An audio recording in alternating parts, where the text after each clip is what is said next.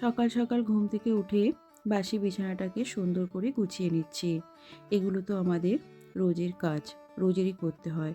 কিন্তু আজ একটু তাড়াহুড়োর মধ্যেই কাজগুলো করব। তার কারণ আমরা কাল বেড়াতে যাব। আর আজকে জামা কাপড় চোপড় মানে ব্যাগপত্র গোছাতে হবে। বুঝে সুঝে সময় নিয়ে গোছাতে হবে। যেহেতু ৩-৪ দিনের জন্য যাচ্ছি, আর কোথায় যাচ্ছি অবশ্যই সেটা দেখার জন্য চ্যানেল সাবস্ক্রাইব করে রেখো, তাহলে নেক্সট ভিডিওতে অবশ্যই দেখতে পাবে যে আমরা কোথায় বেড়াতে যাচ্ছি।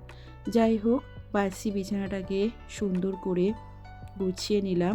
এখন চলে এসেছি কলপাড়ে জামা কাপড় ধুতে। যদিও বা জামা কাপড়গুলো এখন ধোবো না, এখন একটু জাকিয়ে রাখবো। বাসি কাজকর্ম সমস্ত ছেড়ে তারপরে জামা কাপড়গুলো ধুয়ে নেব।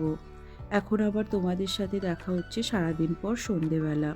চলে এসেছি রান্নাঘরে রাতের রান্না করতে। আজ রাতের মেনু পেঁপে আলুর তরকারি সাথে রুটি।